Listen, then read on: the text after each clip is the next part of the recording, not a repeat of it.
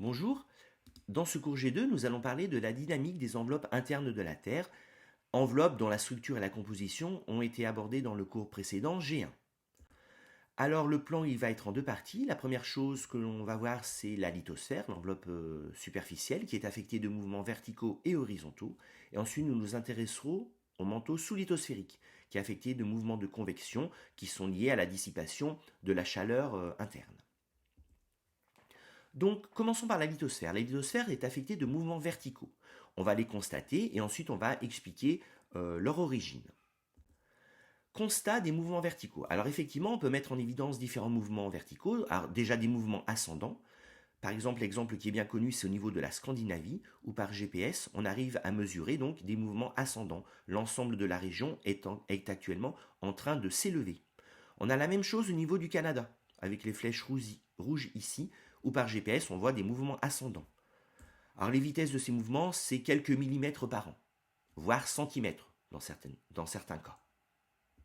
Alors ces mouvements peuvent aussi être prouvés en étudiant des photos à des temps différents. Par exemple, dans cette région, ici avec la petite maison qui donne l'échelle, prise en 1978, la photo nous montre ceci, et en 2006, le même endroit nous montre que des régions qui étaient précédemment sous l'eau sont maintenant émergées. Ça, c'est dû donc au soulèvement de la région. Alors, on aurait pu aussi dire que c'est dû à la baisse du niveau marin, mais ce n'est pas le cas. Entre 1978 et 2006, le niveau marin n'a pas baissé, au contraire, il a légèrement augmenté.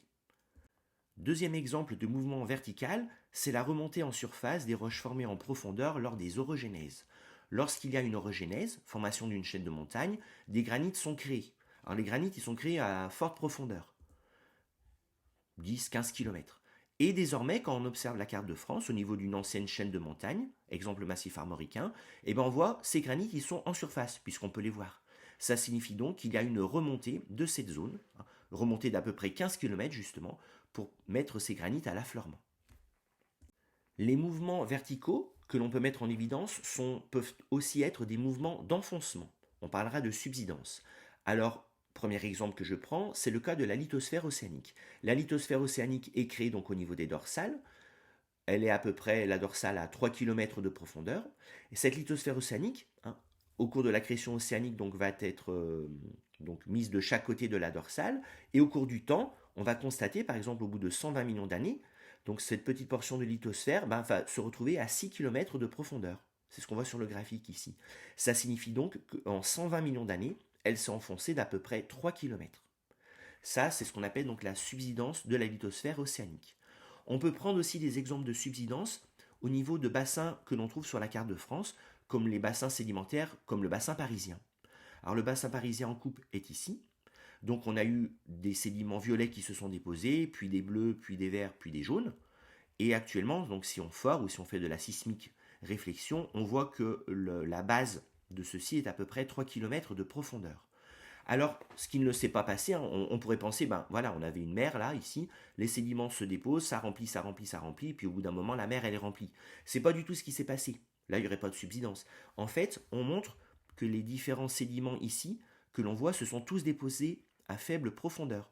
Alors, comment on le sait? Grâce aux fossiles. Imaginez que là, je sais pas, il y a des ancêtres de la moule, et que la moule, ça se dépose à faible profondeur. Ça signifie donc que le violet s'est déposé où je montre ici. Une fois qu'il s'est déposé, en fait, il y a eu un enfoncement, puis maintenant le bleu s'est déposé, puis il y a eu un enfoncement, puis le vert s'est déposé dans l'eau qu'il y avait, enfoncement, puis là il y avait encore un petit peu d'eau, le jaune s'est déposé, enfoncement, et puis maintenant il n'y a plus d'eau.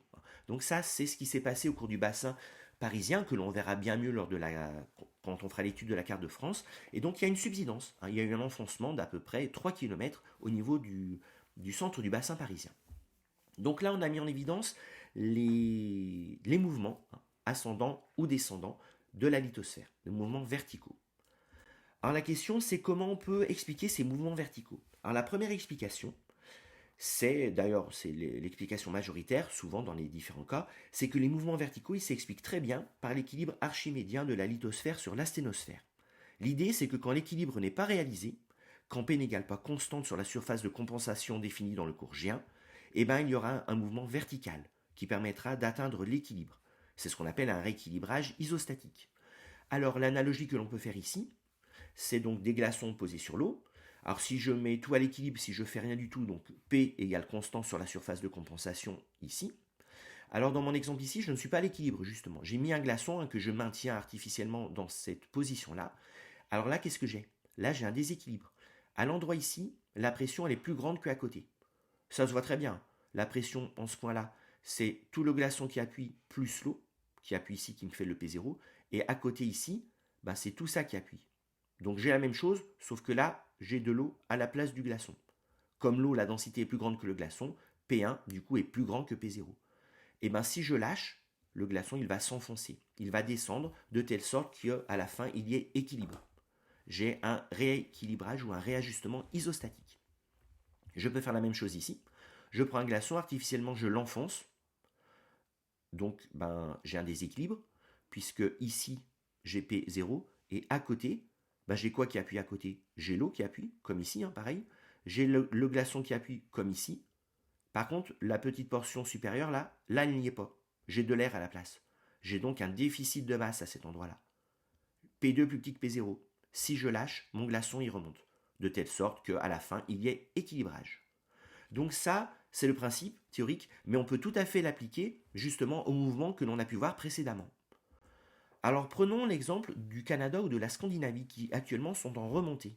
Et bien ça, on l'explique très bien par ceci. Alors qu'est-ce qui se passe? Lors des glaciations, lors de la dernière époque glaciaire, donc il y avait énormément de glace sur le Canada et la Scandinavie, j'étais à l'équilibre, et depuis l'époque interglaciaire où on est actuellement, la glace a fondu. Il en reste peut-être un petit peu, mais bon, l'essentiel a fondu. Du coup, j'ai plus la masse, la glace n'a plus en fait. Et du coup, j'ai un déficit de masse. Et du coup, j'ai une remontée de la lithosphère en fait, de telle sorte qu'à la fin, je puisse avoir l'équilibre. L'équilibre n'est pas encore atteint. L'équilibre est en cours. Alors ça se voit très bien ici. Là, c'est l'analogie. Donc là, j'ai ma colonne de lithosphère qui repose sur la sténosphère représentée ici par de l'eau, et j'ai de la glace. Si j'enlève le petit cube de glace, ça remonte. J'enlève le deuxième, ça remonte. Et du coup, ma surface qui est ici, marron, et bien maintenant, elle est plus en hauteur.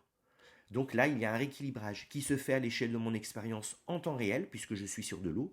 Bien sûr qu'à l'échelle du globe, la lithosphère reposant sur de l'asténosphère qui n'est pas du tout liquide, mais qui est rigide, enfin par rapport à l'eau, je veux dire, plus visqueuse que l'eau, et ben ça met énormément de temps à faire le réajustement. De la même façon, on peut très bien expliquer comme ça les mouvements dans les chaînes de montagne, les mouvements ascendants. Prenons ici une chaîne de montagne. Tiens, je vais partir directement sur le modèle ici. Ma chaîne de montagne est ici. Mon granit s'est formé ici à 18 km de profondeur. Et j'érode la chaîne. Du coup, ben, la colonne appuie moins. Du coup, elle remonte. Réajustement isostatique. Je continue d'éroder, ça remonte. Je continue d'éroder, ça remonte. Et au bout d'un moment, eh ben, mon granit se retrouve à zéro. Là, j'explique l'affleurement des granites formés en profondeur. C'est représenté par en dessous. Là, j'ai ma chaîne de montagne. Elle est érodée, du coup, ben, la pression devient faible sur la surface de compensation, du coup, ça remonte. J'érode, ça remonte, j'érode, ça remonte. Je fais ça longtemps, longtemps, longtemps. Et au bout d'un moment, j'obtiens mes granites à l'affleurement. Ça, c'est le cas du massif armoricain ou du massif central. Dans le cas des Alpes, ben, c'est trop récent, en fait. Donc, je suis en train d'éroder, mais les granites, ils n'ont pas encore eu le temps de remonter. Il faudrait que je continue mon cycle pendant des millions d'années pour pouvoir faire apparaître les granites. Il y a certains granites sur la carte de France des Alpes, certains granites alpins qui sont visibles, là ils sont en orange sur la carte de France, mais là, bon, là je les ignore. Alors dans les exercices d'isostasie, on peut faire intervenir tout ça. L'exercice d'isostasie typique, c'est par exemple, on vous dit, ben voilà, là j'ai une chaîne de montagne, elle fait 4000 mètres, imaginons que j'enlève 4000 mètres de matière par érosion, quelle est la nouvelle altitude de la montagne? Alors ce qu'il ne faut pas dire, c'est ben j'enlève 4000 mètres, du coup maintenant l'altitude c'est zéro. Non, non. Ça c'est si on ne réfléchit pas, si on ne prend pas en compte justement le réajustement isostatique. Alors nous on va prendre en compte ce réajustement justement pour faire le calcul. Donc qu'est-ce qui se passe? Donc j'érode ma chaîne de montagne, j'obtiens un état intermédiaire qui est un déséquilibre. Je ne fais surtout aucun calcul à cet endroit-là puisque je ne suis pas à P égale constant. Et justement, maintenant, donc j'ai un déficit de masse. Du coup, cette colonne qui est là va remonter, comme mon glaçon de tout à l'heure. Et voilà mon nouvel état. Et là, je peux faire mon calcul. Alors, pour faire mon calcul, il faut que je place ma surface de compensation. Je la place de telle sorte que dessous, tout soit homogène. C'est la règle. Par exemple, je la mets ici. Ça va très bien. Ça m'évitera, j'aurais pu la mettre en dessous, mais j'aurais traîné à une petite inconnue qui se serait annulé, c'est pas gênant, mais autant faire ça. Donc on va faire comme ça. Je place l'énoncé, qui me dit que c'est 4000 mètres d'altitude. La racine crustale, ben, l'énoncé ne me donne rien du tout. La croûte, l'énoncé me donne 35 km, donc je le place ici. Et là, je vais pouvoir, en premier lieu, calculer l'épaisseur de cette racine crustale, comme dans le cours G1. La remontée, je vais l'appeler Y. C'est ce que je vais calculer d'après l'exercice. Alors calculons X. PA égale PB. Je fais mon calcul. Donc tout ce qui appuie ici, c'est égal à tout ce qui appuie ici en pression. Voilà qui est fait. Je trouve 29 km. Au passage, si l'énoncé ne vous donne pas l'épaisseur de la croûte ici, ce n'est pas grave du tout, puisque de toute façon, ça va s'annuler. 2,9 fois 35, ça va s'annuler avec 2,9 fois 35. Donc des fois, l'énoncé ne nous donne rien du tout. Il nous dit juste qu'il y a une montagne de 4000 mètres, j'en enlève 4000 mètres, quelle est sa nouvelle altitude? On peut quand même répondre. Alors avant, il faut calculer cette racine, justement. Donc voilà qui est fait. Et maintenant que je l'ai, cette racine, je peux m'intéresser à ce qui est à droite, en faisant l'égalité des pressions aussi. Donc je vais calculer ça. Je prends donc la pression ici, c'est la pression à côté. La pression à côté, je l'ai calculée précédemment. C'est PB ou CPA comme on veut. Et donc je fais mon calcul et j'obtiens Y égale 3,5 km. Voilà la réponse.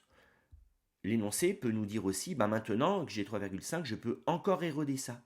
Du coup j'érode et ça va remonter. Il faut que je refasse le calcul, mais en partant de 3500. Mais ça, je peux le faire à l'infini en fait, puisque chaque fois ça remonte, je peux éroder, ça remonte, je peux éroder, ça remonte. Donc on peut faire un calcul à l'infini. Alors ça, nous on le fait en TP en faisant intervenir une suite géométrique qui tend vers l'infini.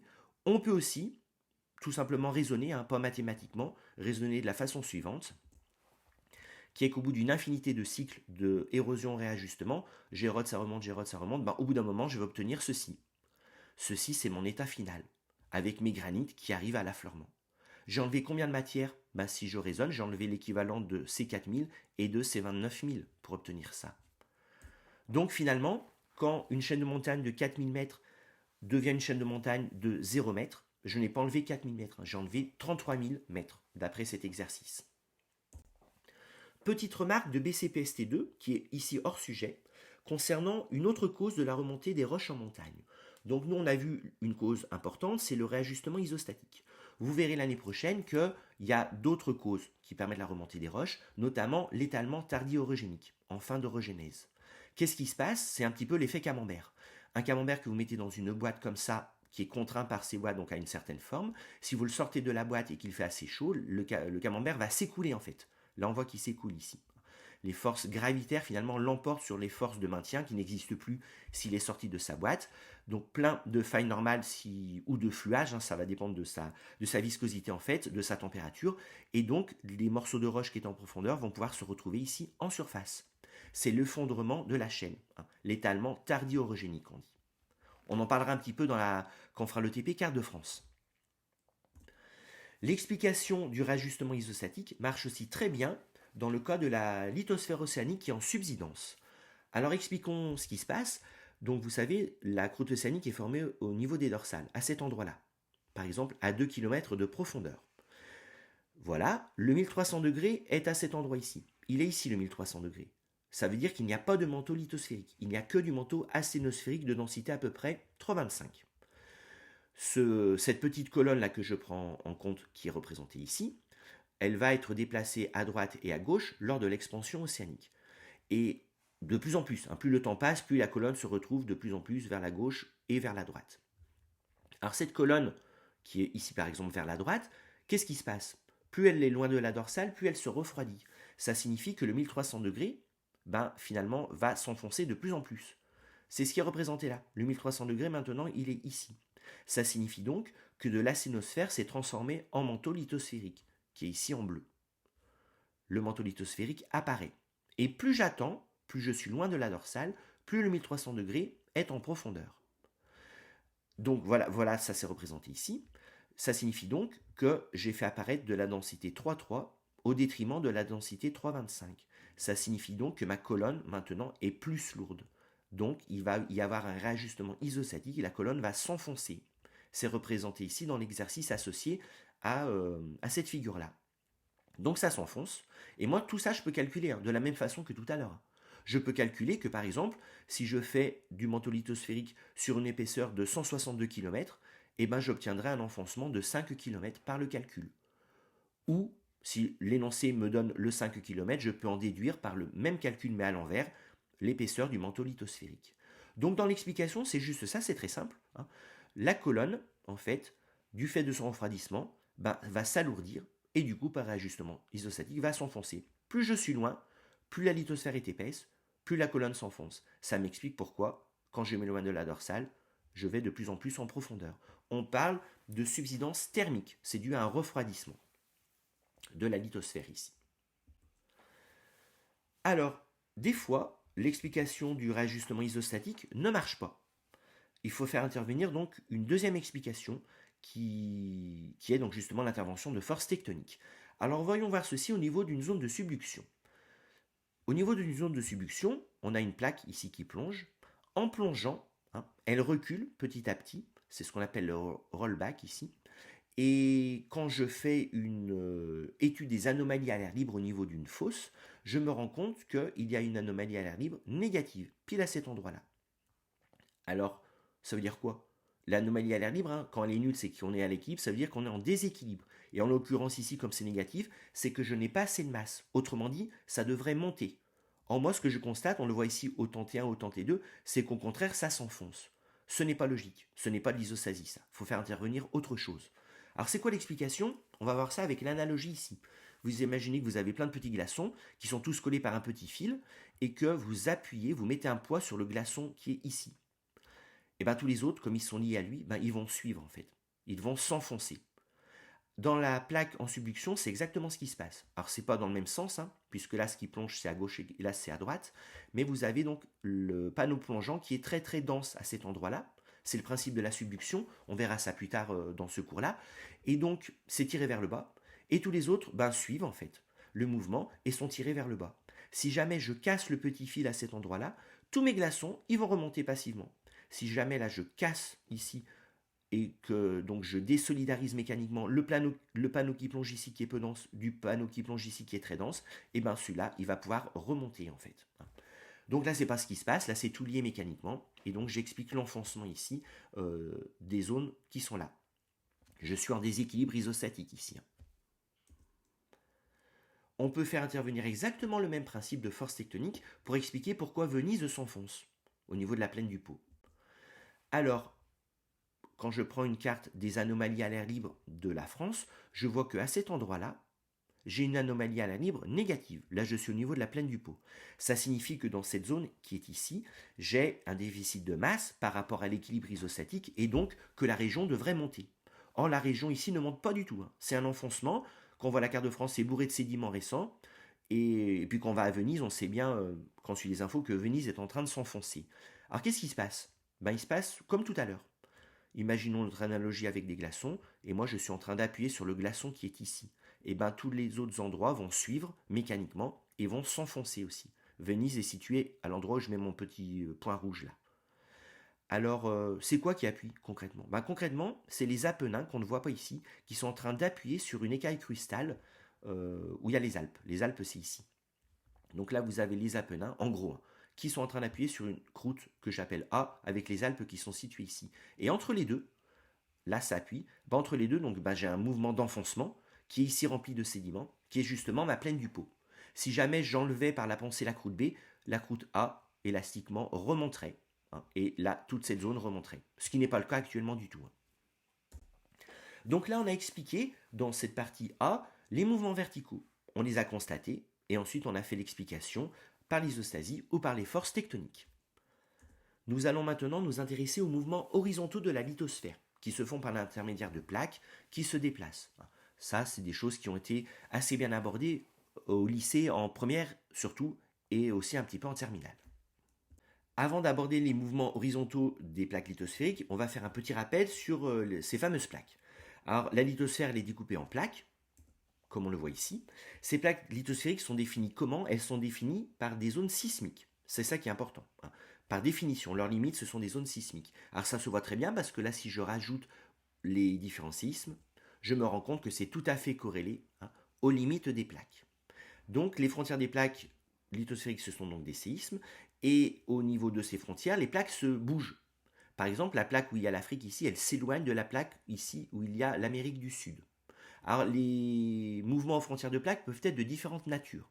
Alors, des mouvements d'éloignement, je viens de le dire, c'est les mouvements de divergence, ça s'appelle. C'est ce qu'on voit ici.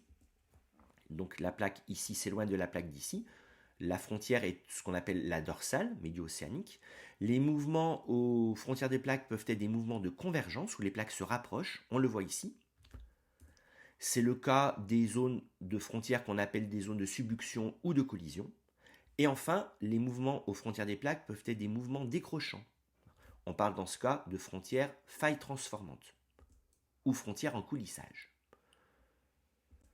Alors sur la carte en question, on a ces exemples. Donc par ici, on a des frontières en divergence, c'est la dorsale médio-océanique. À cet endroit-là, on a une frontière en convergence de type subduction. Et à cet endroit-là, on a une frontière en convergence de type collision. Il y a, en plus des séismes, au niveau des frontières de plaques, du magmatisme. Que ce soit des frontières en divergence ou en convergence, pas de problème. C'est bien marqué ici puisque le volcanisme est représenté en orange et on a bien du orange tout le long des frontières de plaques en convergence ou en divergence. Alors attention, là, il n'y a pas marqué d'orange, c'est parce que la carte que j'ai trouvée représente uniquement le volcanisme. Moi, je parle de magmatisme ici. Et là, effectivement, on a surtout, essentiellement, du plutonisme. C'est juste pour ça que ce n'est pas légendé. Petite remarque aussi, il y a du volcanisme des fois à l'intérieur des plaques, du volcanisme intraplaque. C'est le cas des points chauds, par exemple au niveau de la Réunion, je vais faire apparaître les points chauds. Au niveau des îles Kerguelen, la Réunion est ici. On en a aussi au niveau du Massif central ou du fossé rhénan, mais il est tout petit, il n'est pas représenté. Et au niveau des endroits où il y a du rifting continental. Bon là c'est totalement hors sujet. Alors maintenant qu'on a fait ces petits rappels, voyons les frontières de plaques. Donc les frontières de plaques peuvent être en divergence, convergence ou en coulissage. On va commencer par les dorsales, qui sont des frontières en divergence. Au niveau des dorsales, il y a création de croûte océanique suite à la fusion du manteau. Donc le manteau fond à cet endroit-là, le magma remonte, et en remontant, le magma il va refroidir, et en refroidissant, il va donner donc les basaltes en surface et le gabbro à cet endroit-là. Et du fait de l'expansion océanique, les petites roches qui ont été formées donc, vont aller à gauche et à droite, et des nouvelles roches vont se former au fur et à mesure. Donc la croûte océanique est produite à cet endroit-là, au niveau des dorsales, et donc quelles sont les signatures finalement géologiques d'une dorsale? La première signature géologique d'une dorsale est visible quand on regarde une carte du monde avec les fonds sous-marins. Les dorsales donc sont des chaînes de montagnes en fait, de longueur cumulée quand même 60 000 km. En plus, on vient de le voir à l'instant, au niveau des dorsales il y a du magmatisme. Troisième signature, dans le titre des dorsales, ce sont des frontières en divergence. Donc là, on le voit ici avec les flèches de divergence. Ici, par exemple, 2 cm par an de cette plaque par rapport à cette plaque. Quatrième signature, qui est une signature tectonique, c'est la présence de failles normales. Une faille normale, c'est quoi? Donc c'est quand on a donc un bloc ici que l'on étire, représenté par les flèches rouges. Ça peut créer donc une fracture et avec mouvement relatif des deux compartiments. Donc là, si je crée une fracture par exemple de cette direction-là, eh ben je vois que les compartiments vont se déplacer de telle sorte que la longueur ici, L1, soit plus grande que initiale, puisque je suis en train d'étirer l'ensemble. Si là ça faisait 10 cm, ben maintenant là ça fait 11 cm. Et donc j'ai pas le choix, il faut que ce compartiment s'abaisse. Si ce compartiment monte, je vais au contraire raccourcir et faire une faille inverse. Donc là c'est une faille normale. Alors ça se voit tout à fait avec des modèles analogiques tout simples. Par exemple ici, donc j'ai des blocs de bois qui ont une fracture ici, une fracture ici. L'ensemble, on n'a qu'à dire, j'invente, ça fait 30 cm. Et moi, maintenant, je vais étirer, comme les flèches rouges qu'on a vues ici, là-haut. Et en étirant, j'étire, et ben je vois qu'il y a un jeu au niveau de mes deux fractures. Il y a ici donc une faille normale, qui est exactement la même que celle qui est représentée ici. Et ici, j'ai une faille normale, alors qui n'a pas la même direction en fait, mais bon, avec un jeu. Là, j'ai deux failles normales. Une succession de failles normales peuvent éventuellement me créer ce qu'on appelle un fossé d'effondrement, un rift au niveau de l'axe de la dorsale. Dernière signature, c'est la signature du flux géothermique qui est fort élevé au niveau des dorsales. Alors ça c'est tout à fait logique. Le flux géothermique d'après G1, c'est la conductivité thermique fois le gradient géothermique. Et comme le gradient géothermique est très fort au niveau des dorsales, car le 1300 degrés est situé à 6 km, Ça veut dire que je prends en gros plus de 1000 degrés en 6 km, alors que normalement je prends plutôt 1300 degrés en 100 km pour une lithosphère classique. C'est logique que le flux soit très fort. On avait abordé ceci dans le cours G1. Donc j'arrive à voir au niveau des dorsales plutôt du jaune et du rouge ici. Un petit mot hors sujet ici sur les conséquences de l'océanisation, à savoir la genèse de marges passives. Alors là, vous avez donc une lithosphère continentale qui subit au début donc un rifting continental. Là, vous imaginez que là, vous avez l'Amérique du Sud et là, vous avez l'Europe et l'Afrique. Donc, à l'époque de la dislocation de la Pangée, donc il y a eu un rifting continental qui apparaît ici, donc plein de failles normales qui se créent en surface, un rift, le 1300 degrés qui remonte, qui remonte, qui remonte, hein. Et puis, au bout d'un moment, bah, effectivement, la lithosphère continentale va casser, hein, et va être remplacée par de la lithosphère océanique. Donc là, il y a de la fusion à cet endroit-là, hein. Donc ça remonte, ça nous fait des volcans qui ne sont pas représentés. Et au bout d'un moment, quand il y a eu donc la cassure, et ben le magma donc solidifie et forme les gabbros et les basaltes de la croûte océanique. Donc ça, maintenant, ben, j'ai l'Amérique du Sud qui est séparée de l'Afrique. Et moi, ça, je peux voir. Je peux voir donc cette marche passive, hein, et cette fossilisation en fait du rifting continental qui était prélude à l'océanisation. Ça, je le vois. Alors, je ne vais pas faire l'Afrique, je vais faire au niveau de la France, hein. Au niveau de la France, donc là, vous avez le plateau continental, hein, qui est bien de la croûte continentale. Et à cet endroit-là, au niveau du talus, quand je fais de la sismique réflexion, eh ben, j'arrive à voir, alors ici c'est le schéma interprétatif, mes blocs basculés de l'ancien rifting continental. Donc cette marche passive qui est là, elle est ici, et elle est localisée là. Tout ce qui est en vert, la croûte océanique, est à cet endroit-là. Et j'ai pareil de l'autre côté au niveau de l'Amérique du Nord ou de l'Amérique du Sud. La question que l'on peut se poser quand on étudie donc les dorsales, c'est quelle est l'origine de ce magmatisme. Alors là, j'ai représenté le géotherme moyen qu'on avait vu dans le cours G1, et là, le solidus. Les deux ne se recoupent pas, en moyenne, le manteau ne fond pas. Qu'est-ce qui se passe au niveau d'une dorsale? Au niveau d'une dorsale, il y a remontée de matériel profond. Le matériel qui est ici, donc remonte, tellement vite, si on veut, à l'échelle géologique, qu'il n'a pas le temps d'échanger de la chaleur avec à côté. Donc sa température reste à peu près constante, mais sa pression diminue. On parle de décompression adiabatique, sans perte, sans échange d'énergie significative par rapport à côté. Donc cette décompression adiabatique entraîne finalement que la roche, qui était à forte température, mais qui était à 160 km de fond, maintenant elle se retrouve par exemple à 70 km de profondeur. Et du coup, elle est maintenant à droite du solidus. Le géotherme au niveau d'une dorsale est décalé. Le vrai géotherme, c'est celui qui est ici en rouge. Donc il est à cet endroit-là, à droite du solidus. Et donc, il y a donc fusion. Ça, c'est ce qui se passe donc au niveau des dorsales. L'origine est donc la décompression adiabatique. Au niveau des dorsales, lors de la mise en place de la croûte océanique, il se passe aussi un autre phénomène qui est très intéressant, c'est la fossilisation du chambé. Alors, dans la Terre, donc il y a l'équivalent, c'est pas du tout ça, mais il y a l'équivalent d'un aimant, hein, qui crée un chambé, représenté ici. Hein, le chambé est créé par les mouvements du fer dans le noyau externe. Donc il y a un chambé qui est représenté ici par sa direction, son sens et sa norme. Et ce qui est intéressant, c'est que, imaginons tout de suite que j'ai du magma et que ce magma refroidisse. Il va donc former un basalte ou des gabbros avec des cristaux à l'intérieur. Et les petits minéraux qui sont représentés ici, certains vont enregistrer ce chambé. Ils vont acquérir ce qu'on appelle une aimantation thermorémanente au cours de leur refroidissement. Ça signifie que là, sur mon basalte qui est ici, donc j'ai plein de cristaux qui se comportent comme des petits aimants qui ont enregistré le chambé, sa direction et son sens. Et donc, concrètement, si moi je mesure actuellement le chambé, dans ma pièce, là je vais trouver 50,00 microtesla, ce sont des valeurs inventées. Et si à côté de mon appareil de mesure, je prends mon basalte qui vient d'être formé, qui a enregistré le chambé terrestre, je ne vais pas trouver 50, je vais trouver 50,01. Pourquoi? Parce que ce que je suis en train de mesurer, c'est le chambé terrestre, bien sûr, et c'est aussi le chambé enregistré par mon basalte qui vient d'être formé, qui rajoute le 0,01.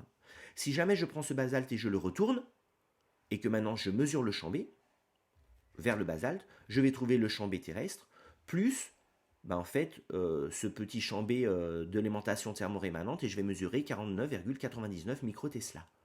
Donc ça, c'est ce qui se passe au niveau des dorsales. C'est que le chambé, il est enregistré. Les roches ne sont pas tournées, hein. Là c'était juste pour expliquer l'histoire.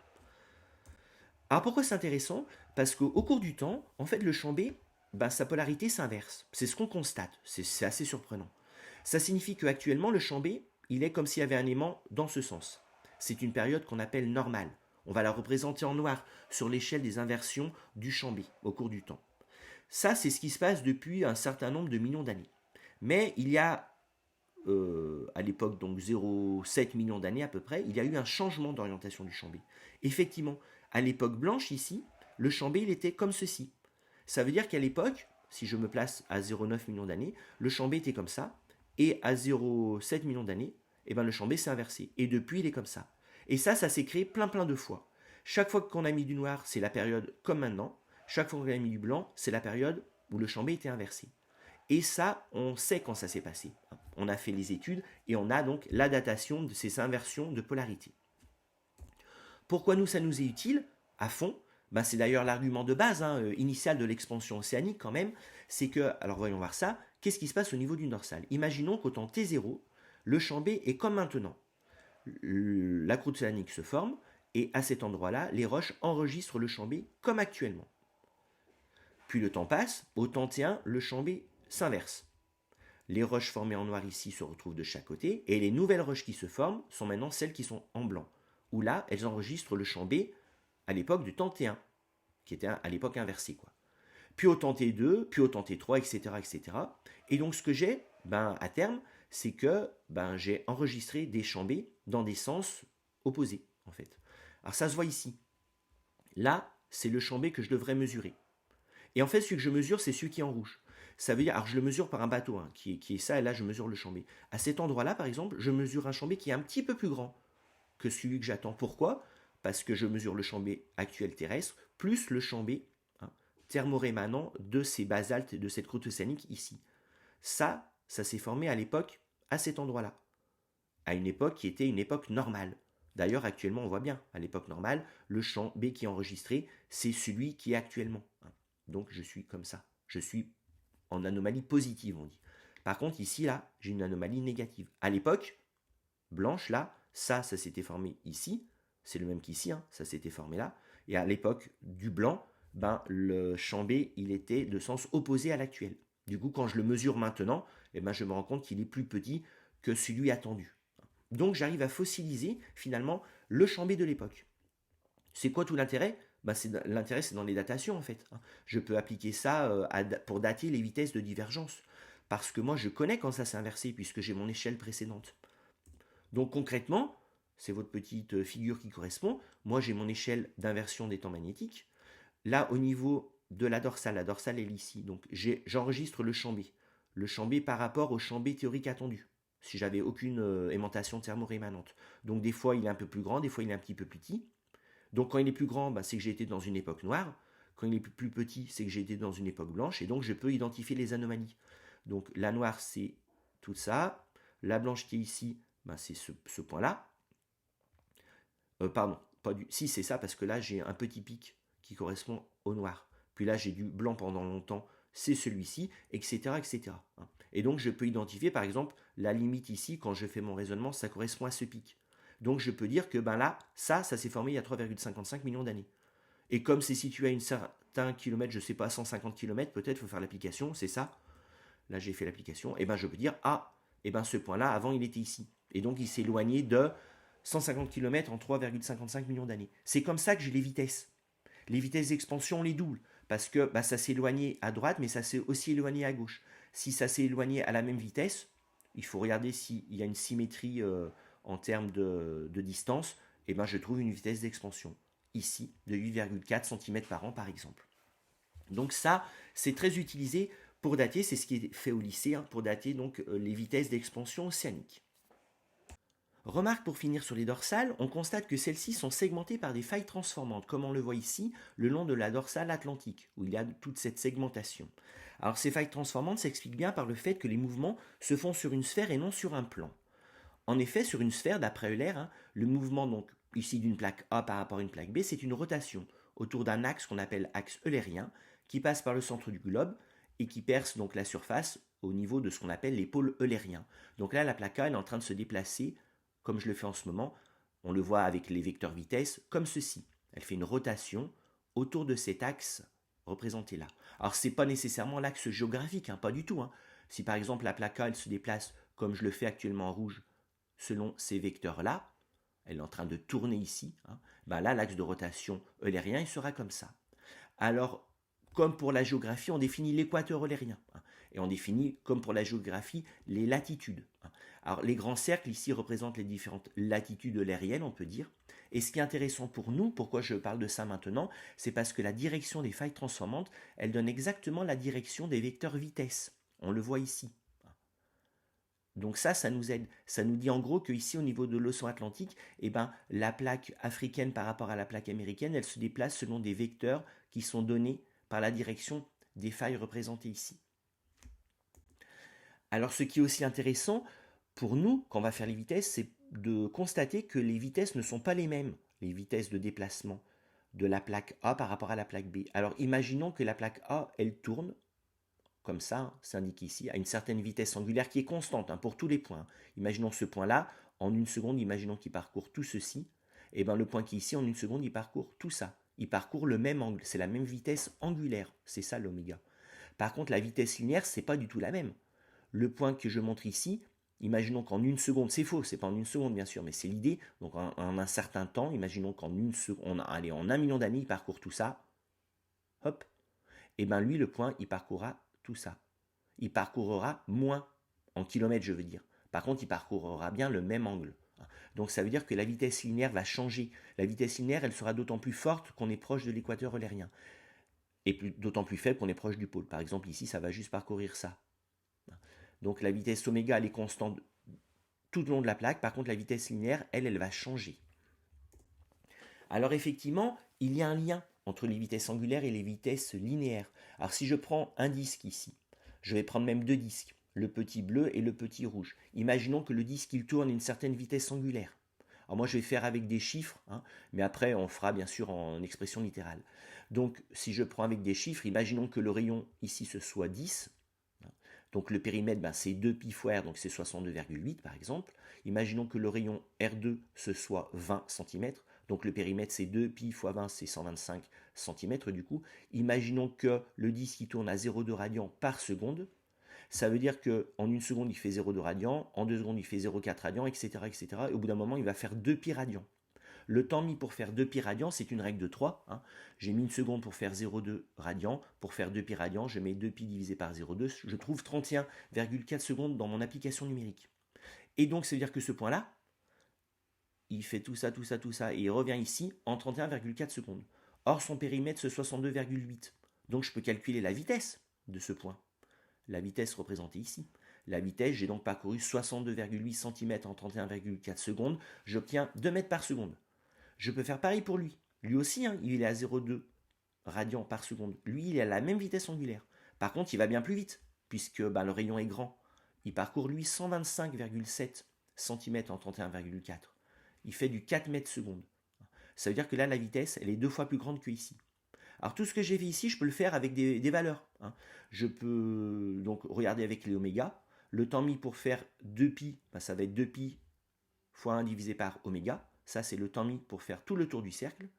Et par règle de 3, hein, sachant que pour faire un périmètre, c'est 2pi fois r, que je mets en 2pi sur oméga seconde, et bien en une seconde, je vais parcourir donc 2pi fois r divisé par 2pi sur oméga, je vais trouver donc oméga r. Ça, c'est la vitesse. Ça, c'est tout pareil que ce qui est là-haut. Là, c'est juste avec les chiffres. C'est les mêmes calculs. Hein. D'ailleurs, la preuve, c'est que la vitesse, je trouve 2 mètres par seconde.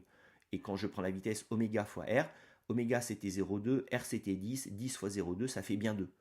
Et puis l'autre, ça faisait le rayon, il était 2 fois plus grand, ça faisait une vitesse 2 fois plus grande. Donc la formule, c'est V égale oméga r, hein, que je fais ici, ou si on ne comprend pas bien, que je le fais avec les chiffres, c'est pareil. Et donc je constate que plus le rayon il est grand sur un disque, plus la vitesse sera grande. Et donc appliqué à la Terre, c'est exactement pareil. Le rayon que je considère, c'est pas le rayon de la Terre, ça n'a aucun rapport, c'est le rayon donc, qui est ici, sur lequel mon petit point se déplace. Donc là, si mon point il est là, il se déplace le long de ce grand cercle aérien pour faire tout le tour. Donc le rayon, il est plus grand que sur ce cercle-là. Et où c'est qu'il est le plus grand? C'est à l'équateur eulérien. À l'équateur eulérien, le rayon, c'est le rayon de la Terre. Donc ça signifie que les vecteurs vitesse sont très grands à l'équateur eulérien, et plus je monte, plus les vecteurs ils sont petits. C'est le lien entre la vitesse linéaire et la vitesse angulaire. Ça, on l'utilise en TP pour faire nos calculs justement au niveau de l'océan Atlantique. Bon, finalement, les dorsales frontières en divergence, on peut les représenter ici sur notre schéma bilan sur les différentes plaques. Elles sont représentées ici en vert. Passons maintenant aux zones de subduction et de collision qui sont des frontières en convergence. Commençons ici par les zones de subduction. Alors qu'est-ce qu'une subduction? C'est l'enfoncement d'une lithosphère dans l'asténosphère située sous une autre lithosphère. Alors les signatures des zones de subduction sont bien connues. La première, c'est la présence d'une dépression ici qu'on appelle une fosse océanique, que l'on voit très bien à cet endroit-là. La deuxième signature, c'est qu'au niveau des zones de subduction, il y a une convergence, représentée ici. Donc là, c'est la divergence au niveau d'une dorsale, mais ici, on voit que la plaque Nazca, elle est en convergence par rapport à la plaque sud-américaine, représentée ici par ces flèches, et la convergence est de 7,8 cm par an. Troisième signature, c'est le fait que les séismes, le long d'une zone de subduction, sont répartis le long d'un plan qui s'appelle le plan de Wadati-Benioff. Effectivement, la lithosphère est en train de plonger, la lithosphère est rigide et elle peut casser en fait, ce que ne peut pas faire la sténosphère par exemple. Et en cassant, donc ça génère des failles, ça génère des séismes qu'on peut enregistrer, et la répartition des différents foyers matérialise finalement la plaque rigide qui est en train de plonger. Alors, si je regarde par exemple au niveau du Japon, c'est exactement la même chose, sauf que l'orientation est dans l'autre sens. C'est la plaque ici Pacifique qui plonge sous la plaque Eurasie ici. Et donc, le long de ce plan de coupe ici, je vois la plaque qui plonge et tous les sismes qui ont lieu au niveau de cette plaque froide, rigide, qui peut casser. Alors, les sismes, quand je vais dans le détail, ce n'est pas uniquement de la compression. Alors, bien sûr que c'est de la compression au niveau où il y a la friction entre les deux plaques, ce que l'on voit ici en 1, mais ça peut aussi être de l'extension. Alors pourquoi? Parce qu'ici il y a une flexure. C'est comme si je prends une éponge et que cette éponge, je lui fais faire une flexion comme ceci, je vais me rendre compte qu'en surface, ici, je vais avoir de l'extension. Et donc par exemple des séismes avec des failles normales. L'extension donc se fait au niveau de la zone de flexure qui est représentée ici, en 2, plutôt en surface. Il peut aussi y avoir en 3 de l'extension. Alors pourquoi? Parce que la plaque qui est en train de plonger ici, elle est très dense, donc ça tire vers le bas. Et donc cette zone ici étant étirée vers le bas, c'est la flèche représentée ici, il peut avoir de l'extension. Et de la même façon, dès qu'on arrive au niveau du manteau inférieur, la densité de la plaque des fois est insuffisante pour perforer le manteau. Du coup, la plaque ici peut être au contraire s'accumuler. Et donc ici, j'ai à cet endroit-là une compression quand ça vient buter au niveau du manteau inférieur. Donc finalement plein de sismes en compression et en extension selon où on est sur la plaque. Et on peut, connaissant le plan de Wadati-Benioff, déterminer le pendage du panneau qui est en train de plonger. Le panneau qui est en train de plonger, ça s'appelle le slab. Nous en TP, on fait nos calculs en utilisant la tangente de l'angle qui est égale donc à ceci sur ceci, côté opposé sur côté adjacent. Connaissant les profondeurs des foyers, connaissant les distances en surface, on peut ainsi déterminer les différents pendages. Autre signature bien connue au lycée, c'est celle de la tomographie sismique. Alors effectivement, quand on fait la tomographie sismique, par exemple dans ce petit pixel qui est ici, on se rend compte que la vitesse, elle est un petit peu plus grande, quelques pourcents de plus, par exemple plus 5%, par rapport à la vitesse théorique attendue d'après le modèle PREM dans cette zone. Ça signifie donc que dans cette zone, les vitesses sont accélérées. On fait ça sur tous les pixels, on se rend compte qu'il y a toute une zone qui accélère les ondes, qui matérialise la lithosphère froide, donc qui accélère les vitesses, qui est en train de plonger. Éventuellement, dans certains cas, dans le cas d'un couplage mécanique important entre les deux plaques, on peut avoir un prisme d'accrétion. Prisme d'accrétion, vous imaginez, donc là j'ai une plaque qui est recouverte de poussière, de craie, si je fais mon analogie, ou de sédiments océaniques, et que quand ça vient venir faire la subduction, si ça frotte beaucoup ici, les sédiments peuvent se décoller et s'accumuler dans cette zone, avec des formes géométriques tectoniques bien typiques, voire le cours G5 encore une fois, et former ce qu'on appelle un prisme d'accrétion. Dernière signature des zones de subduction, c'est du magmatisme. Alors le magmatisme, il a lieu sur la plaque chevauchante. Alors quand la lithosphère océanique plonge et en face, donc là j'ai de la lithosphère continentale, on va obtenir, c'est par exemple l'exemple des Andes ici, souvent des reliefs qui sont assez élevés, qu'on appellera ça une cordillère, et à cet endroit-là, donc il y aura du magmatisme, alors volcanisme et plutonisme. Dans le cas d'une lithosphère océanique qui plonge et qu'en face on a une lithosphère océanique, souvent on va avoir des reliefs qui sont moindres, avec des îles formées, des îles volcaniques, avec du plutonisme aussi qui serait en dessous. Là, on parle plutôt d'arc insulaire. On a ça par exemple à cet endroit-là. Alors quand on va zoomer sur Google Earth, on voit ces différents volcans. C'est ce qui est représenté ici. Et là, quand on zoome, là j'ai pas assez zoomé, mais on verrait donc un arc insulaire avec plein de volcans. Question qu'on peut se poser maintenant, c'est pourquoi il y a subduction? Quelle est la cause de cet enfoncement? Alors la cause, elle est très simple. Elle est due à l'augmentation de la densité de la lithosphère, qui au bout d'un moment va dépasser la densité de la sténosphère. Effectivement, la lithosphère donc, qui est créée ici, donc petit à petit refroidit. Au début, la lithosphère, c'est que de la croûte, puisque le 1300 degrés, il est ici. Et plus j'avance, plus le 1300 degrés s'enfonce. Le 1300 degrés définit la limite manto-lithosphérique à sténosphère. Ce qui signifie que quand je prends mes colonnes de lithosphère, il y a de plus en plus de manteaux par rapport à la croûte, qui elle ne change pas. C'est tout le temps en gros 5-6 km. Ça signifie que la densité de ma colonne est de plus en plus forte. Et elle tend même, à terme, à être égale, quand la croûte sera vraiment rikiki par rapport au manteau, être égale à 3,3. Donc, au début, la densité, c'est de 8, de 9, et plus j'avance, plus je tends vers 3,3. Au bout d'un moment, la densité va donc devenir supérieure à 3,25, qui est la densité de la sténosphère. Et dans ce cas-là, effectivement, la densité devenant plus grande que celle de la sténosphère, comme un caillou que je mets dans une baignoire, et ben le caillou, il tombe. C'est l'histoire de la poussée d'Archimède à l'envers. Dans l'exercice présenté en cours, on peut calculer au bout de quel moment la lithosphère devient plus dense que la sténosphère. On trouve à peu près 28 millions d'années. Alors comment on fait pour faire ce calcul en cours? On connaît la loi qui lie l'âge de la lithosphère à son épaisseur. Alors les lithosphères, quand on les observe, elles ont souvent, c'est le cas dans l'océan Atlantique ou l'océan Pacifique, un âge qui est bien supérieur. Ça peut aller jusqu'à plus de 100 millions d'années. Effectivement, pourquoi c'est comme ça? Parce que la sténosphère, elle est quand même rigide par rapport à l'eau.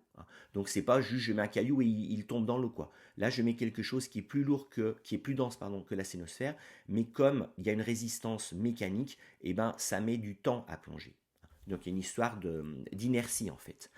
Alors, en plus, des fois, il y a l'existence de ce qu'on appelle des flotteurs qui empêchent de plonger. Par exemple, si je regarde ce schéma du cours G1, imaginons que la lithosphère ici, sa densité c'est 3,21, ici c'est 3,22, ici c'est 3,23, ici c'est 3,24, ici c'est 3,25. Et bien au bout d'un moment, ici c'est 3,26. Et bien ça ne va quand même pas plonger tout de suite, parce que c'est relié à cet immense flotteur représenté par la lithosphère continentale qui, elle, a une densité toujours bien inférieure à 3,25. Donc ça ne va pas plonger finalement. Alors sauf si ça casse. Effectivement, là il y a une petite zone de faiblesse entre mes basaltes et mes granites qui fait que là si ça casse, effectivement, cette portion-là va pouvoir commencer à plonger. Et je vais pouvoir initier ici une subduction lithosphère océanique sous lithosphère continentale.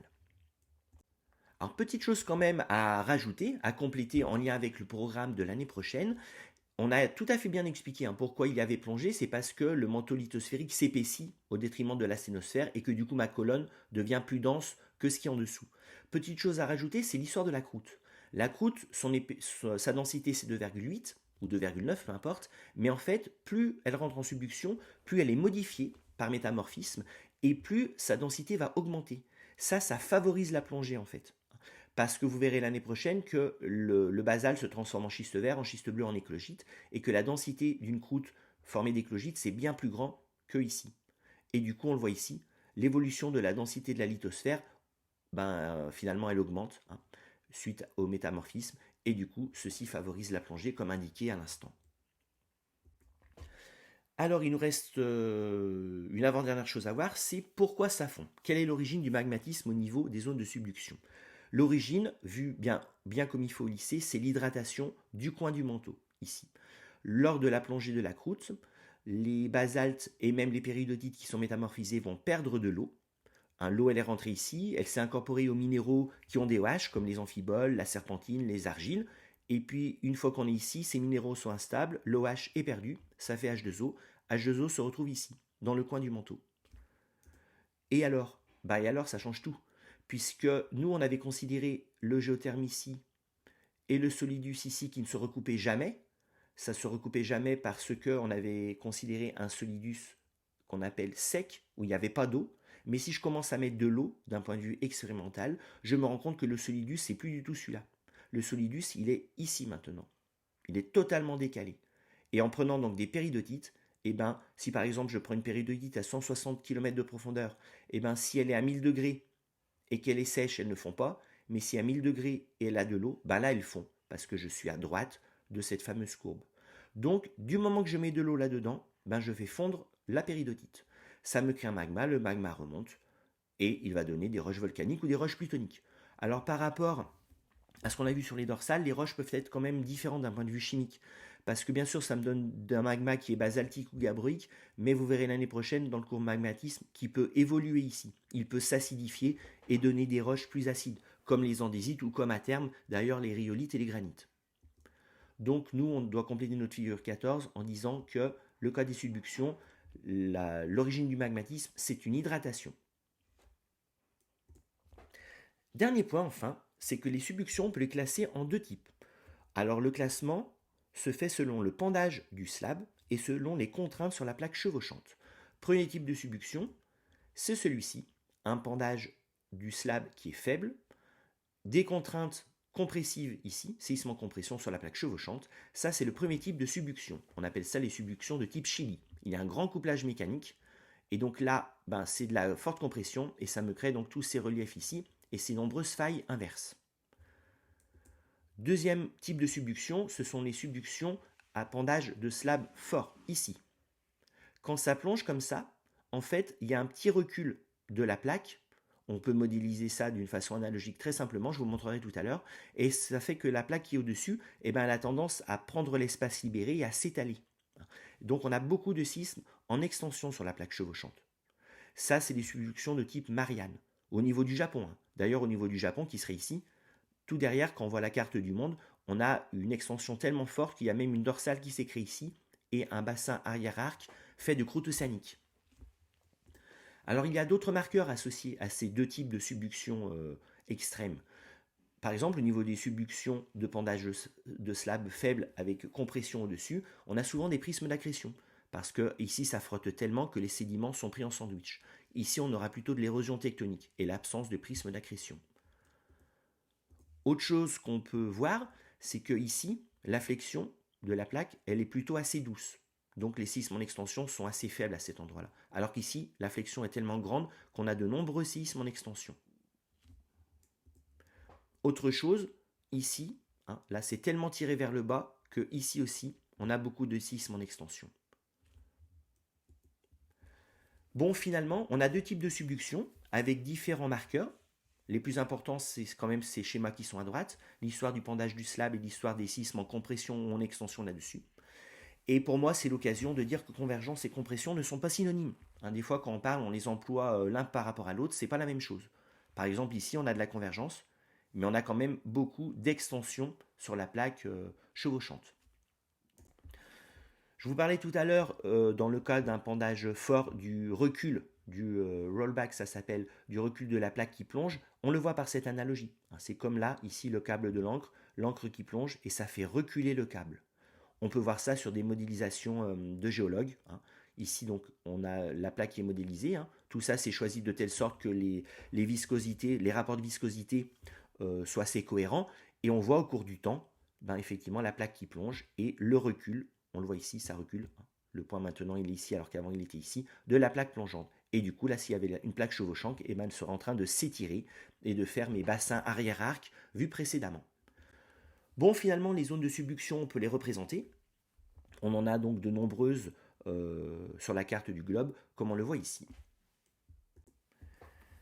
Dans les zones de convergence, on a aussi les zones de collision. Alors là, je vais aller très rapidement, car ceci est totalement au programme de BCP-ST2.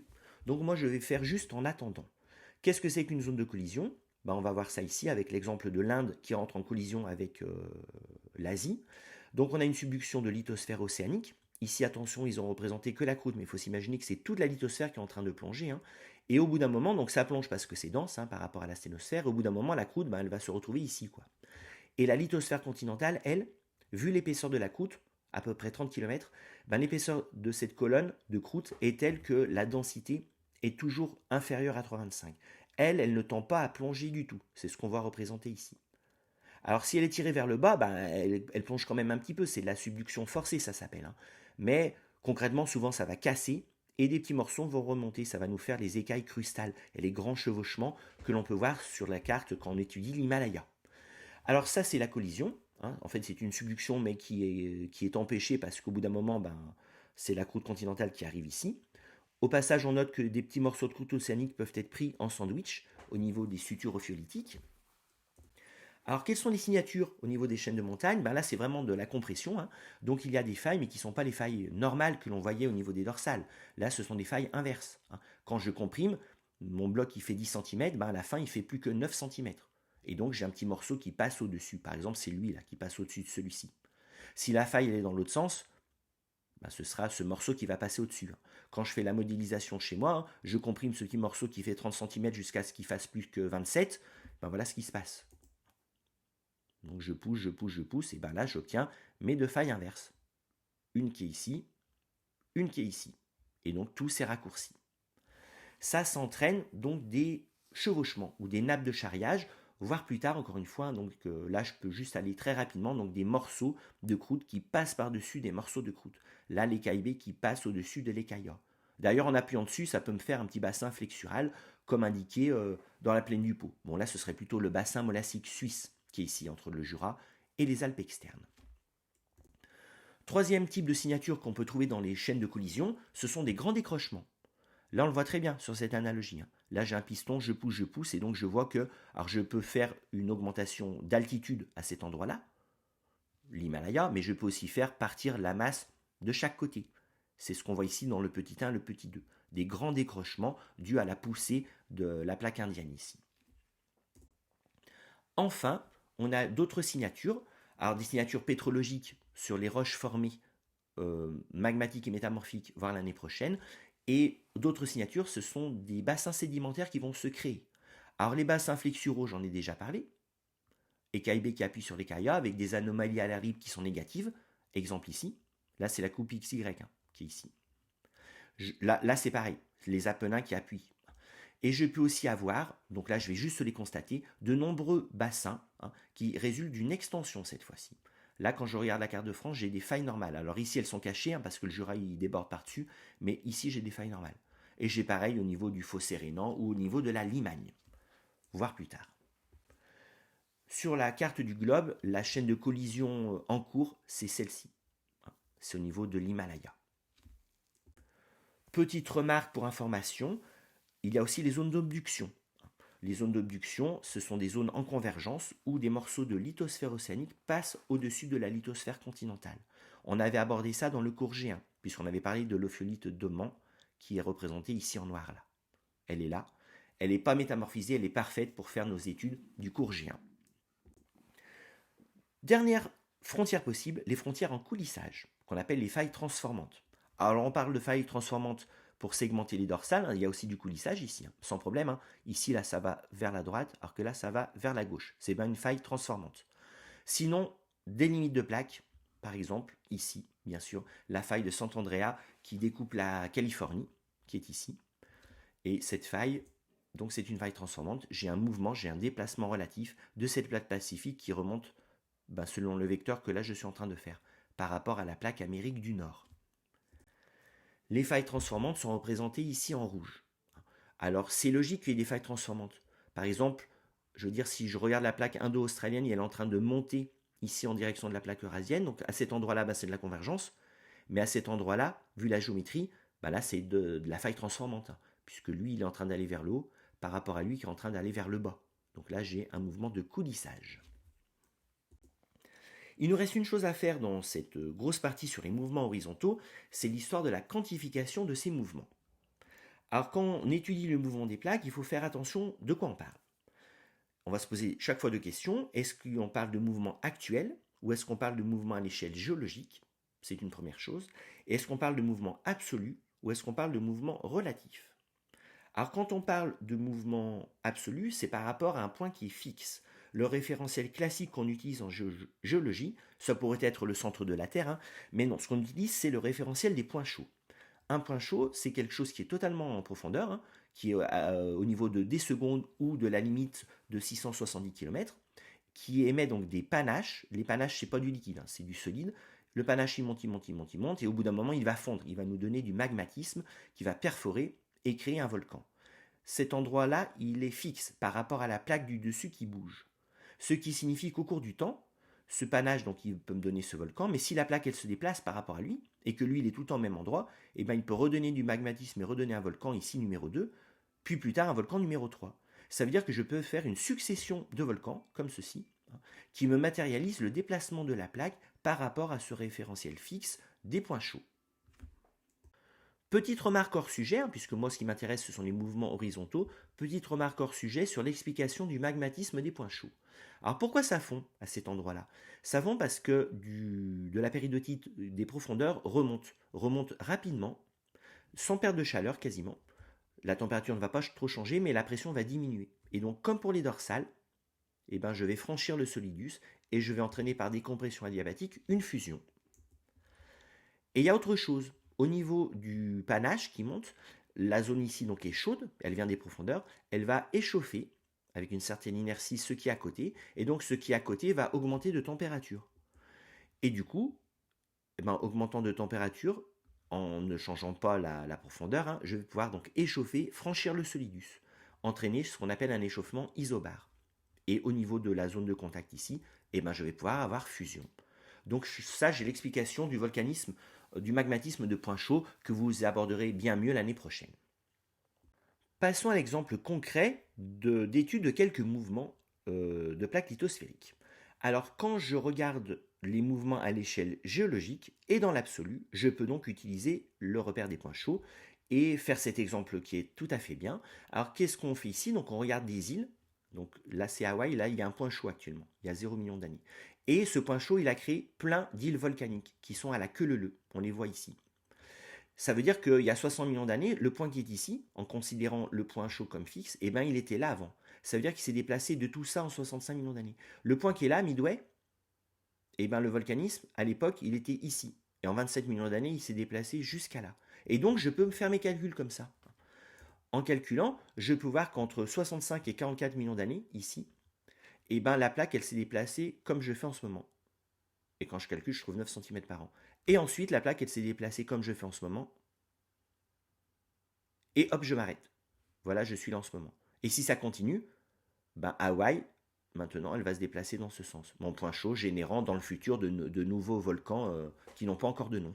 Donc, je peux calculer, connaissant les millions d'années et connaissant l'échelle, les vitesses de déplacement.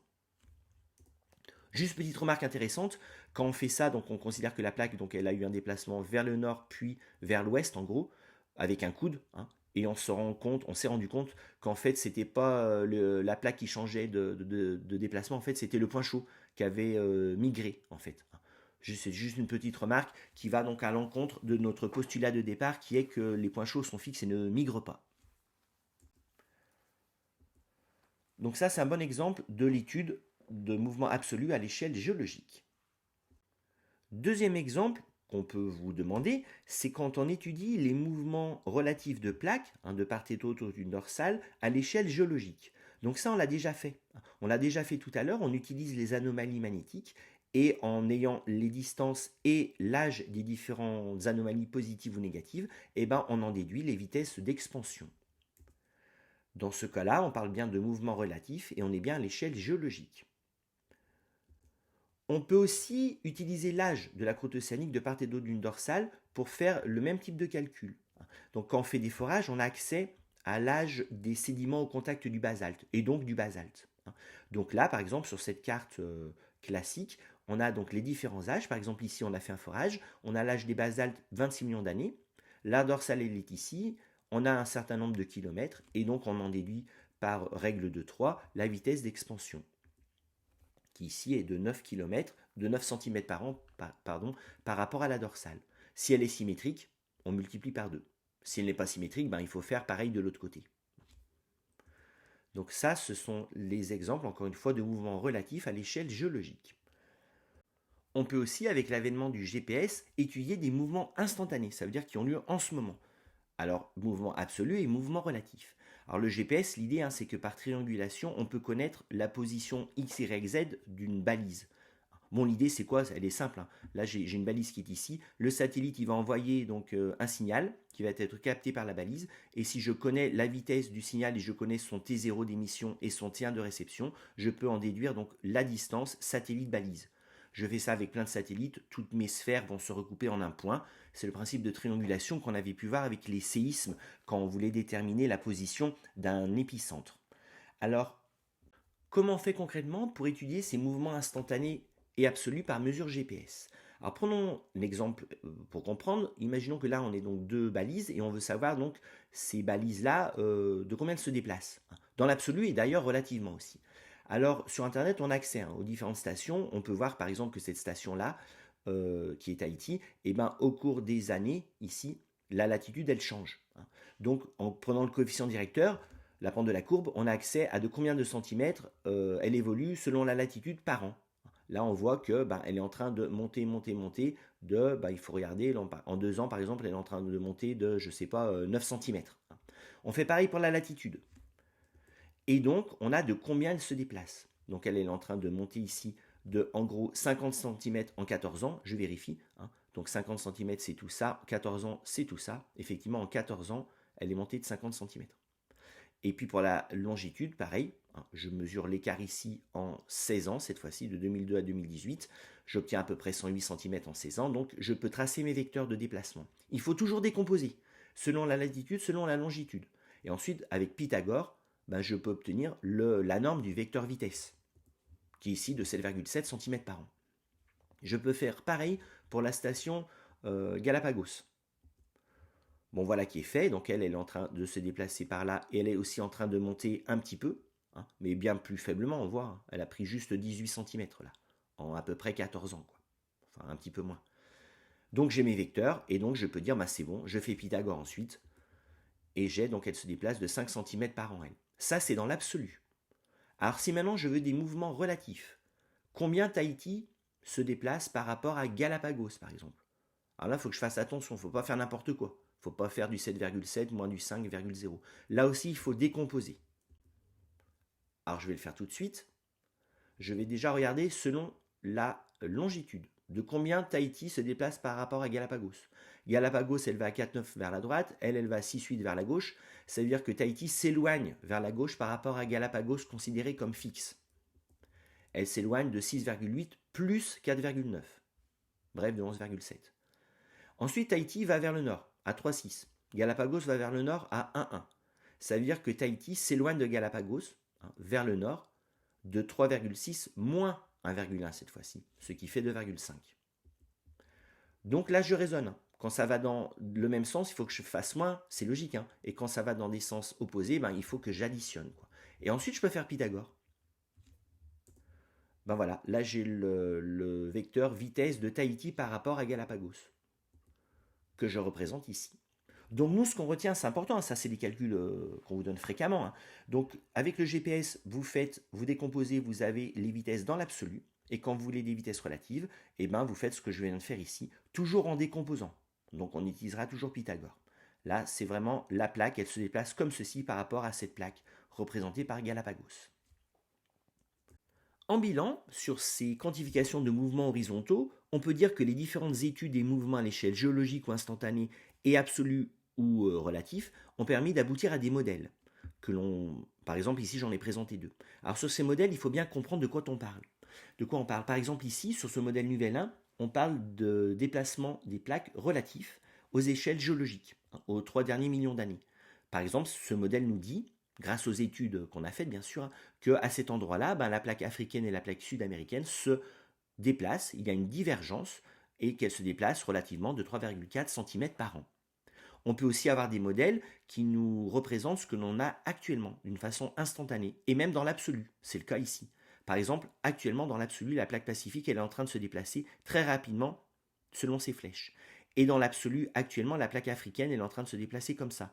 Elle fait une rotation autour d'un axe solairien qui est à peu près ici, quoi. Le pôle aérien serait ici, d'où la rotation que l'on voit bien. Là, on voit bien d'ailleurs que c'est des rotations, chaque plaque. Petite chose intéressante aussi, c'est qu'il y a une relation entre les vitesses absolues et les vitesses relatives.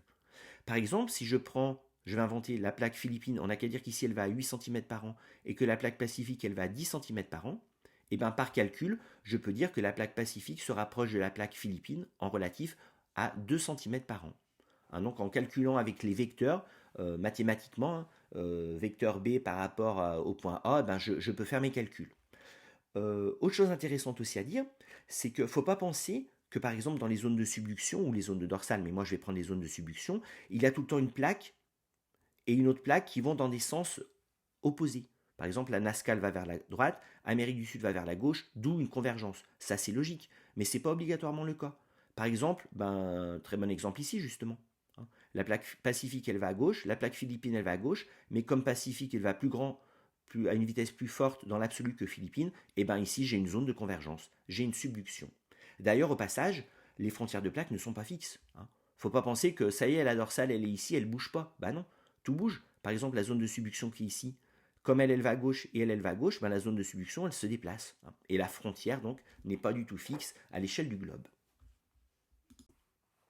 On a fini cette partie grand 1 sur la lithosphère qui est affectée de mouvements verticaux et horizontaux. On va passer maintenant donc au manteau sous-lithosphérique et montrer que lui, il est affecté de mouvements de convection. Comment fait-on pour prouver qu'il y a une convection dans le manteau sous-lithosphérique? Quelles sont les méthodes d'étude en fait? Alors la première preuve qu'on peut avoir, c'est la preuve du calcul théorique du nombre de Rayleigh, qu'on avait vu dans le cours G1. Quand on calcule le nombre de Rayleigh, dans le manteau sous-lithosphérique, la viscosité est faible, la conductivité est assez faible, le delta T dans l'ensemble du manteau sous-lithosphérique est importante, entre la base et le toit. L'épaisseur, bien sûr, plus de 2800 km, c'est important aussi. Et donc, quand on calcule notre nombre, on trouve un chiffre qui est bien supérieur aux 2000 théoriques qui nous dit qu'il y a une convection. Donc ça, mathématiquement, déjà, on peut prouver que effectivement le nombre de Rayleigh est suffisamment fort pour qu'il y ait une convection dans le manteau sous-lithosphérique. Autre technique qu'on a utilisée dans le cours précédent, c'est la tomographie sismique. Par la tomographie sismique, on peut cartographier thermiquement le manteau. Et on voit que le manteau n'est pas homogène, et qu'il y a des zones froides, des zones chaudes, et ça c'est tout à fait cohérent avec l'existence d'une convection. Sinon les températures seraient homogènes, et il y aurait un gradient donc de température fort vers faible, mais avec une homogénéité latérale, s'il n'y avait que de la conduction. Là, ce n'est pas le cas. Ça suggère la présence d'une convection, du coup, que ici on pourrait représenter comme ceci, avec du matériel froid qui plonge et du matériel chaud qui remonte. Autre donnée intéressante, c'est l'étude des anomalies du géoïde aux grandes longueurs d'onde. Effectivement, donc quand on voit la Terre ici, le géoïde plutôt, et qu'on voit donc des grosses bosses comme ceci, ou des gros creux comme ceci, ça signifie qu'il y a donc de gros excès de masse à cet endroit-là, ou de gros déficits de masse à cet endroit-là. Et vu l'ampleur de ces bosses, vu la longueur d'onde, les géologues interprètent ceci comme des anomalies liées à des densités différentes donc, dans le manteau. Et donc, pourquoi pas, à de la convection, qui serait capable des grands mouvements ascendants, donc ça pousserait de la matière vers le haut, d'où un excès de masse, ou bien rien à voir, une grosse anomalie froide qui ferait aussi un excès de masse. Donc l'interprétation, elle est délicate, par contre, tout le monde est d'accord pour dire que ça, c'est dû à des hétérogénéités de densité dans le manteau qui correspondraient tout à fait à de la convection mantélique. Alors jusqu'à présent, on n'a pas vu la convection mantélique, on l'a suggéré, mais on ne l'a pas vu en dynamique en fait. Alors il faut savoir qu'il y a quelques méthodes qui nous permettent de, entre guillemets, voir les cellules de convection dans le manteau. Alors ici, je vous en présente une, alors qui n'est pas validée par tous les géologues, mais bon, il y en a qui font ceci. Alors c'est quoi l'idée? C'est de faire de la tomographie sismique, mais encore plus poussée que précédemment. Alors c'est quoi l'idée? C'est que s'il y a de la convection, en fait, quand il y a de la convection, le manteau il est étiré et ça étire les cristaux de l'olivine. L'olivine qui est dans la péridotite du manteau. Là, l'olivine n'est pas étirée, là, l'olivine est étirée. Et quand on mesure la vitesse en ce point-là, alors si l'onde elle va dans ce sens ou l'onde elle va dans ce sens, on va trouver ici la même vitesse. Par contre, si on mesure en ce point-là la vitesse et que l'onde elle est donc dans le sens du cristal qui est étiré, on va trouver une vitesse qui est un petit peu plus forte que si je mesurais la vitesse dans l'autre axe. Ça veut dire que quand on fait de la tomographie sismique, nous on avait au début chaque petit pixel, la vitesse mesurée réellement par rapport à la vitesse théorique, et on peut être encore plus précis en mesurant la vitesse réellement, mais selon cet axe ou selon cet axe. Là je simplifie, il n'y a que deux axes. Et quand on voit des différences, on se dit, ah là le cristal il est allongé, et donc là le manteau il va dans cette direction-là. C'est ce qui a permis donc de faire des cartes comme ça. Par exemple, à 200 km de profondeur, on a fait cette technique-là, et on a vu que là, ben, les cristaux d'olivine, ils étaient tirés selon les petits traits rouges, hein, qui matérialiseraient donc le déplacement de la matière dans le manteau. Et ce qui est super intéressant, c'est que bah, c'est assez bien corrélé.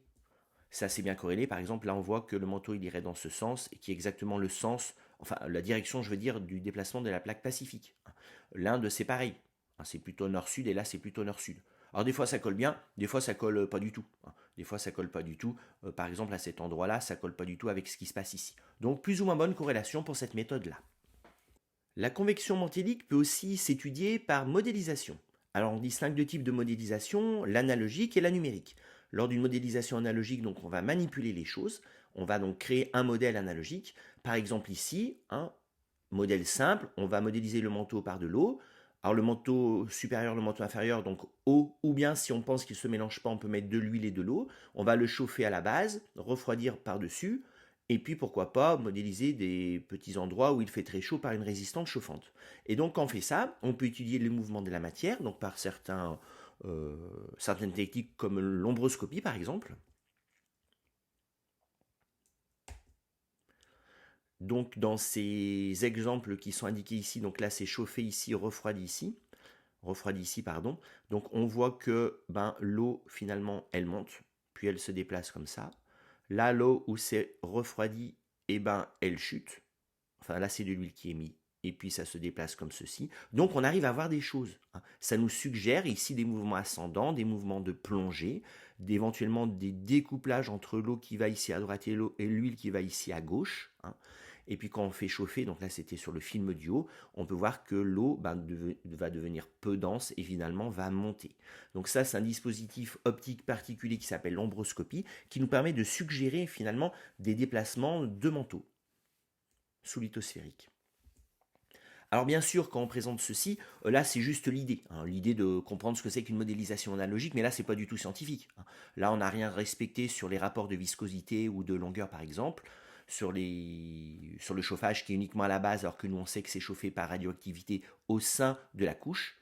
Les sauts de viscosité, j'en ai parlé, les rapports de viscosité ne sont pas bons, donc là c'est juste pour donner une petite idée de comment ça marche, mais les scientifiques font ça en bien plus scientifique effectivement.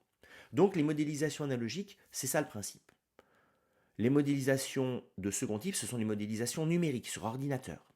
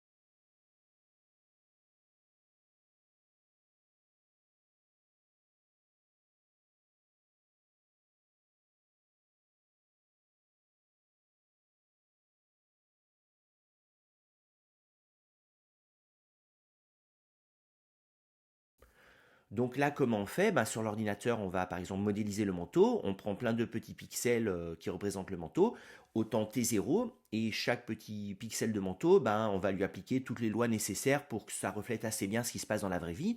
Par exemple, on va leur donner des coefficients de dilatation thermique, on va mettre une loi de désintégration qui fait que, par exemple, le petit pixel qui est ici, il va se désintégrer avec une certaine probabilité, et que celui-ci, pareil.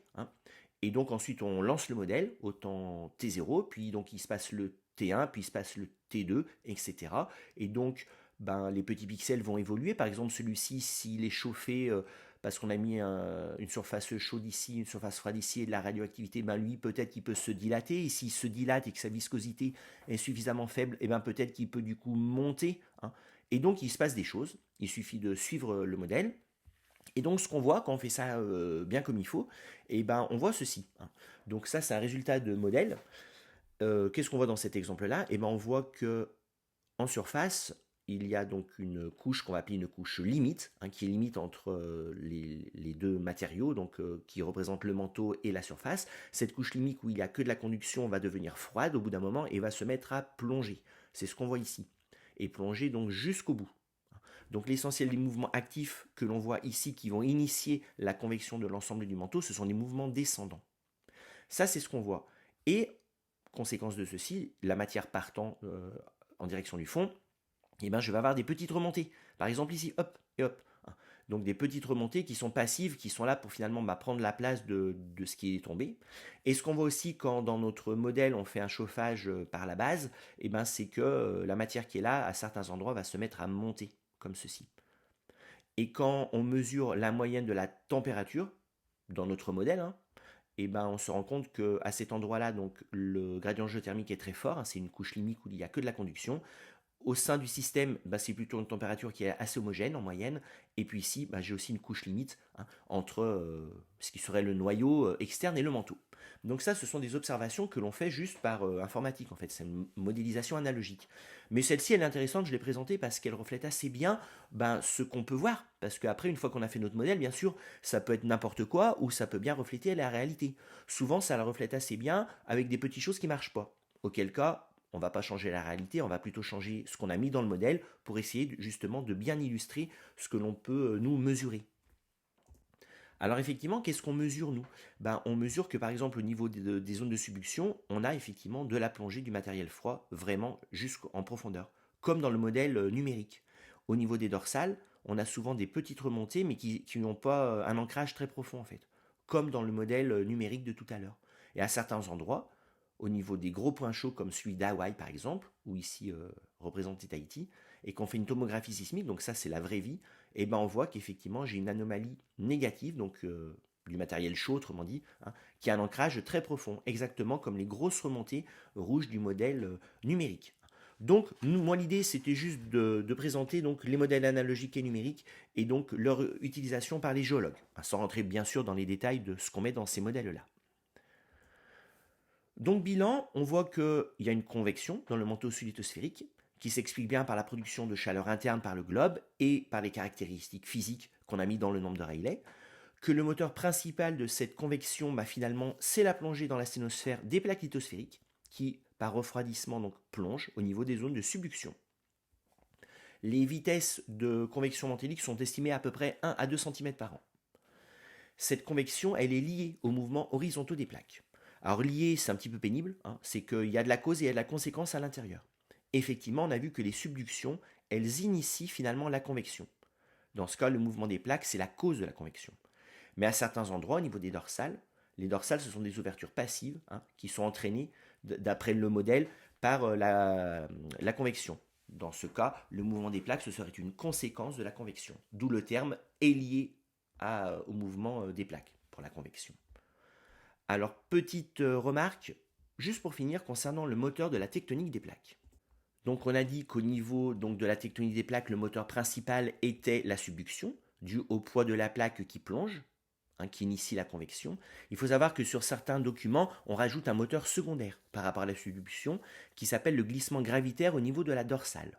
L'idée, c'est qu'au niveau des dorsales, qu'est-ce qu'on a? Donc, on a notre 1300 degrés qui est ici. Ça signifie que donc dessous j'ai la sténosphère, hein. Au-dessus j'ai ma plaque qui elle ne convecte pas. Cette plaque elle est donc posée sur la sténosphère comme un pavé serait posé sur un plan incliné. Et un pavé sur un plan incliné, il tend à glisser. Pourquoi? Parce qu'il y a son poids. C'est F son poids. Quand je décompose les vecteurs, donc j'ai le Fn ici qui est la même chose que le R de la résistance du plan, et j'ai donc ce petit vecteur là qui tend à l'entraîner vers le bas. Donc effectivement, la lithosphère, du fait de ce qu'on vient de dire ici, elle tend à être poussée à gauche dans cet exemple-là, donc selon ce vecteur ici, au niveau de la dorsale. Ceci, c'était juste une petite remarque. Alors, on a vu toute la méthodologie. Un petit mot donc finalement sur les résultats. Donc finalement, comment ça convecte dans le manteau? Alors les modalités précises de la convection, elles sont débattues en fait. Les géologues ne sont pas tout à fait d'accord sur la limite manteau inférieur, manteau supérieur. Est-ce que la convection affecte l'ensemble du manteau ou est-ce que la convection elle affecte séparément le manteau sup et le manteau inférieur? Il y a plein d'arguments, hein, pour les uns et pour les autres. Plein d'arguments géochimiques que je ne détaille pas, des arguments géophysiques, alors je vais vous en donner un seul, c'est celui de la tomographie sismique. Quand on fait de la tomographie sismique, à certains endroits, on voit que les plaques qui plongent stationnent, à la limite manteau supérieur, manteau inférieur, comme s'il n'y avait pas de mélange entre les deux. Mais à d'autres endroits, on voit que la plaque stationne et ensuite elle plonge. Et à d'autres endroits, on voit que la plaque, de toute façon, elle ne stationne pas, elle plonge directement. Ce qui signifie que on a tous les cas possibles, qui plaident pour un mélange des deux, qui plaident pour une absence de mélange entre les deux types de manteaux. Ça se répercute sur les géothermes. Nous, le géotherme, on l'avait fait comme ceci à l'époque de Gien. Là, on sous-entendait que ça se mélangeait pas au niveau du, que pardon, tout se mélangeait au niveau du manteau supérieur et inférieur. Si on considère qu'il y a deux couches de convection, il faut faire ici une couche limite de non-mélange. Et dans ce cas, cette couche limite qui, par définition, est une couche, il n'y a que de la conduction, on aurait dans ce cas une rupture de pente au niveau de mon géotherme. Finalement, le modèle actuel de la convection montélique est celui-ci, hein, donc à savoir un découplage entre le manteau supérieur et le manteau inférieur à certains endroits, et à d'autres endroits, un mélange, hein, matérialisé par des plaques de subduction qui peuvent s'accumuler effectivement à la base au niveau des secondes, et matérialisé par le fait qu'il y ait les points chauds aussi qui traversent l'ensemble du manteau.